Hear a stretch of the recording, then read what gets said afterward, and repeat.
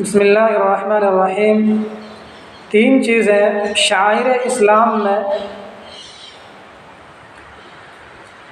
شمار کیا جاتا ہے جن کے بارے میں نبی کریم صلی اللہ علیہ وسلم نے فرمایا۔ مسند احمد کی روایت ہے، مسند احمد اور طبرانی کی روایت ہے، عن عبادہ بن الصامت رضی اللہ تعالی عنہ ان النبی صلی اللہ علیہ وسلم قال لیس من امتی من لم یجل کبیرنا ویرحم صغیرنا ویعرف لعالمنا حقہ۔ نبی کریم صلی اللہ علیہ وسلم نے فرمایا کہ جو شخص بڑوں کی تعظیم نہ کرے وہ میری امت میں شامل نہیں، جو شخص چھوٹوں پر رحم نہ کرے وہ میری امت میں شامل نہیں، جو شخص عالم کی حق کو نہ پہچانے وہ میری امت میں شامل نہیں۔ واضح رہے کہ میری امت میں شامل نہیں ہے، اس کا یہ مطلب ہے کہ میری امت یعنی حضرت محمد صلی اللہ علیہ وسلم کی جو تعلیمات ہے، ان تعلیمات کی اتباع کرنے والے، ان تعلیمات کو 100% فالو کرنے والے وہ کبھی یہ غلطی نہیں کریں گے کہ وہ بڑوں کی تعظیم نہ کرے، چھوٹوں پر رحم نہ کرے اور عالم کی قدر نہ کرے۔ جو بھی شخص اسلام کو مکمل طور پر اتباع کرتا ہے، اسلام کو مکمل طور پر فالو کرتا ہے، حضرت محمد صلی اللہ علیہ وسلم کی تعلیمات کو 100% مانتا ہے، وہ یقیناً بڑوں کی تعظیم بھی کرے گا، چھوٹوں پر رحم و کرم بھی کرے گا اور عالم کی حق کو پہچانے گا اور ان کی بھی قدر کرے گا۔ آج کے جدید دور میں عموماً یہ دیکھا گیا ہے کہ بڑوں کے ساتھ ادب سے پیش نہ آنا، بڑوں کے ساتھ ادب سے گفتگو نہ کرنا، ان کی عزت و احترام نہ کرنا، حسب ضرورت ان کی ضروریات کی تکمیل کو پورا نہ کرنا، اگر گنجائش ہو اس کی ضرورت پورا کرنا، اگر گنجائش ہو تو پورا نہ کرنا، یہ بڑوں کی تعظیم کے خلاف ہے۔ آج کے دور میں ادب و احترام کے فقدان کی وجہ سے بڑے بوڑھوں کا ادب تقریباً ختم ہوا جا رہا ہے، ان کی عزت و احترام لگ بھگ ختم ہوئی جا رہی ہے، ان کے ساتھ بات چیت کا دائرہ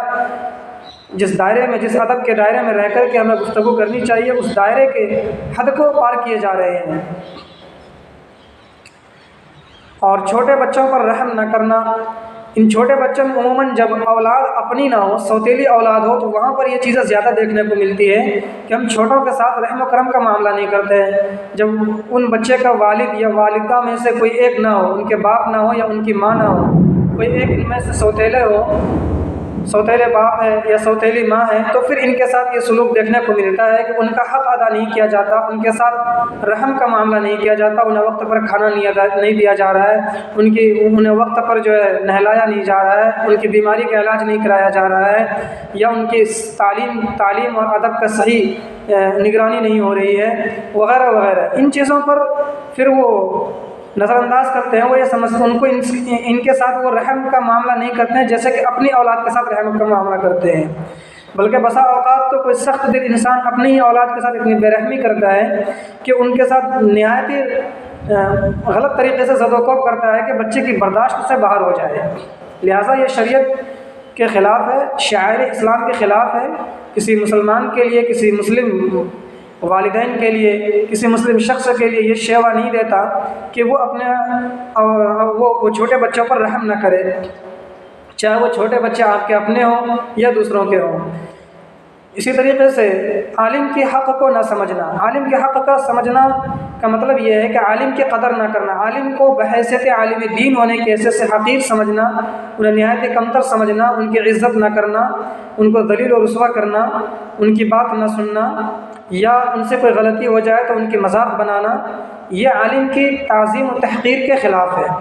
لہٰذا عالم کی عظمت کرنا یہ اس امت کا شعار ہے، یہ مذہب اسلام کا شعار ہے کہ